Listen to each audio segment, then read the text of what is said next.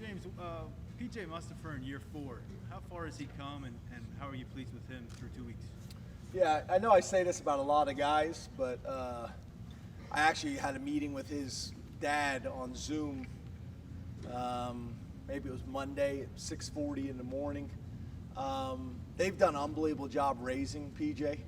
You know, their one son was a captain at Notre Dame and is now a starting center for the Chicago Bears. Dad played at West Virginia. Mom went to West Virginia. He gets it. You know, he went to a great high school that prepared him as well, and Coach Soule, who I coached at the University of Maryland. He just literally, I use him, the players get sick of hearing about it because I use him as an example all the time. You know, he's 327 pounds. He dominated the conditioning test, could have probably passed it with the linebackers. I think his wrestling background has been huge for him. His mental and physical toughness is phenomenal. He's got a great motor. He understands leverage. I love him. I love him. I'm a huge fan of PJ's. You know, we took him to media day. He was awesome with my family. He always is.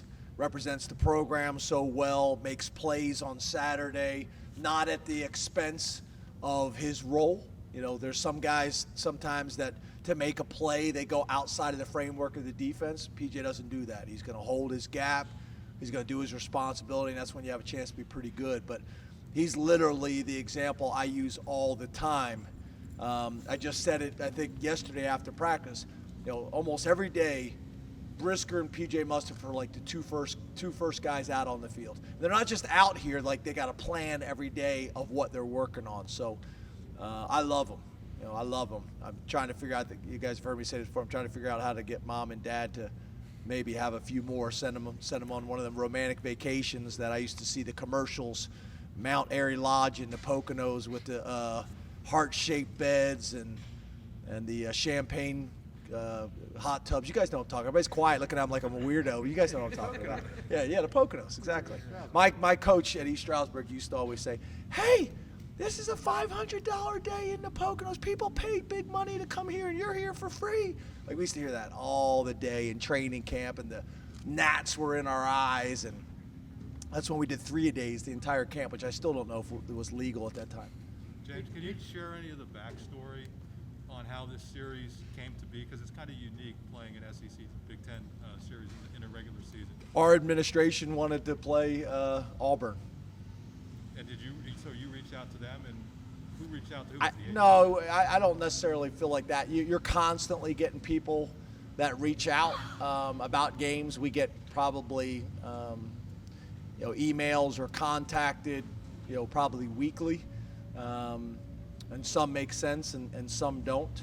But this obviously was set a while back, and it's interesting because you have all the discussions about strength of schedule, and the Big Ten already plays 9 conference games.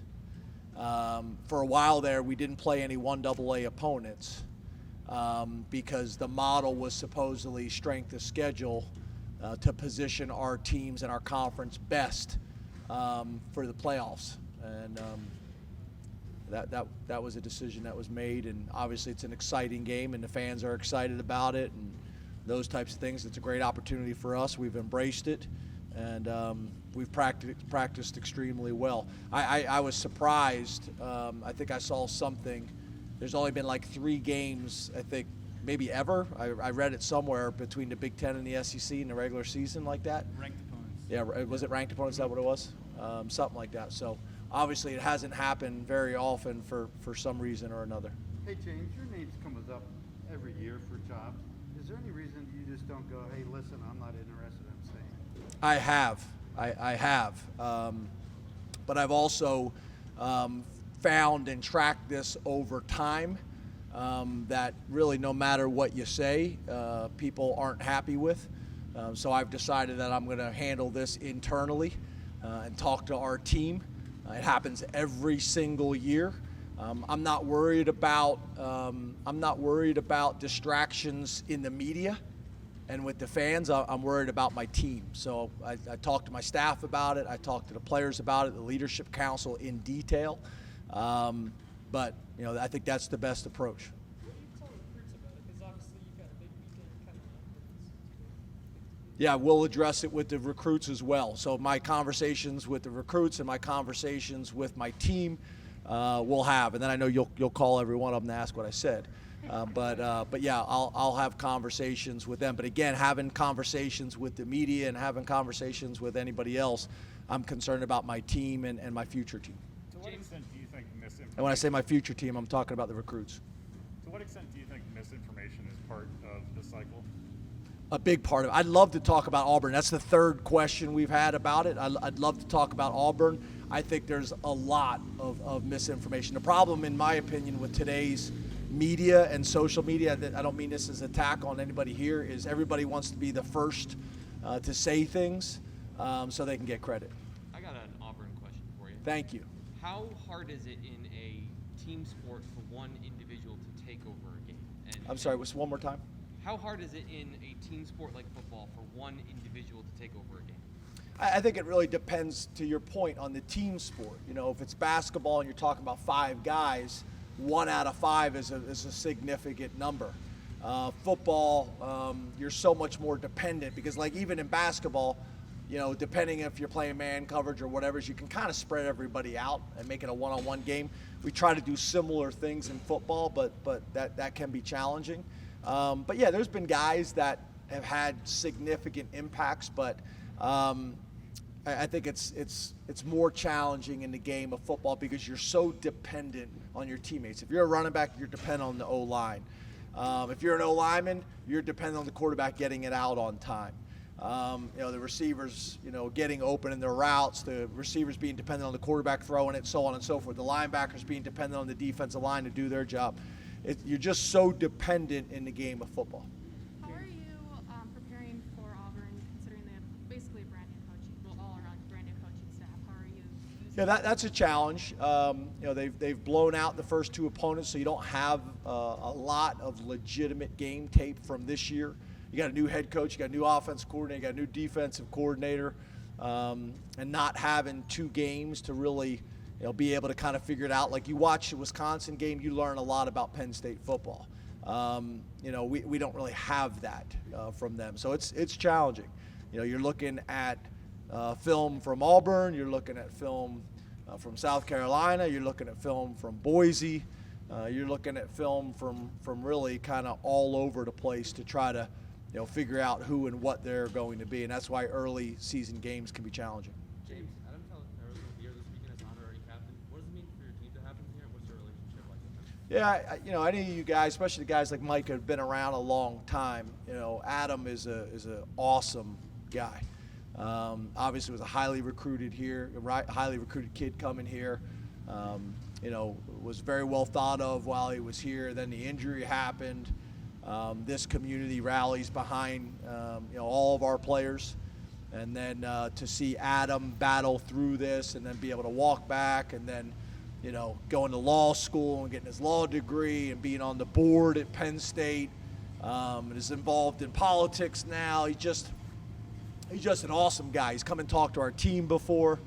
I think he's a great example of perseverance and positive attitude. I'm a big fan of his, so it's great to have him back. He's come back a number of times.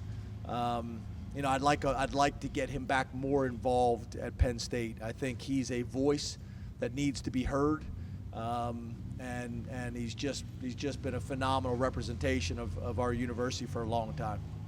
James, how much are nerves a factor in a game like this at this level, and can you compare it to maybe the NFL? Yeah, I think, in my opinion, nerves are natural. I think it's really how you view it, like anything else in life, right? If you look at the feelings that you have, the nerves, you can describe it as nerves. You can look at it as butterflies or that sensation that you're having. You can look at it as nerves, or you can look at it as my body pumping adrenaline into my system to get me ready for an adverse, challenging situation. It's just my body priming itself to get ready. And I think looking at it that way are 2 very different, distinct ways of looking at it that I think really impact, I think, your approach and how successful and how you can use that energy, in a positive way. So I think a lot of it's just how you look at it. I think, I'm a big believer that in college, in high school, the NFL, the more you invest, the more you prepare, the more confident you become because you know what you've done to get ready for the game. And I think when the confidence is coupled with that energy that's priming you to get ready, whether you're looking at it as nervous energy or whatever, I think is a recipe for success. Obviously, the longer you play, the more games you play, the more venues you play in, the more experience you have, you lose a little bit of that because you just have done it so many times. And again, depending on how you look at that and how you use it, it could be a positive. You're going to get less of that. If you've been in the NFL for 12 years, it's going to be very different than a rookie, obviously, and how your body reacts to that. And now you hope the experience outweighs your body priming you. You just become a vet in so many ways to know what you have to do to be ready to play at a high level. Last question. I hope that answers your question. James, you had a chance to distribute a lot of snaps on Saturday. A few days later, did you feel like any freshman or second-year players, or maybe third-year players, took a step forward on the field for you? Yeah, I apologize, Tyler. I probably would have been better prepared to answer that question on. You're on to Auburn, aren't you? Yeah. So I have all my notes, and I'm kind of thinking in that way. When is that? When Tuesday? When did we have the press conference? Yesterday, yeah. Oh, was it yesterday? Geez, it seems like 3 days ago. Sorry. I apologize. I don't know. Tyler, I can get back to you on that, but I literally, as you guys know, these are long days and they kind of all run together. That seems like an eternity ago that we played Ball State, to be honest with you. But nobody significantly jumps out right now. But it was, I think, really valuable for us. Obviously, the one that you guys always ask about is the quarterback position. So, getting the quarterback in there and him throwing a touchdown was great. Chris told me there was some critiques about we should have got him in earlier. I get it. We planned on get him in earlier. It's hard to know. That if you get a 3 and out, he would have got in a lot earlier. They sustain a drive because your backups are in there and they got still a bunch of their starters in there. We would have liked to get him more time, but that's probably the one that jumps out just because of the position, and I know you guys have asked me that a ton of times. Thank you. All right, thanks, guys. Have a good night.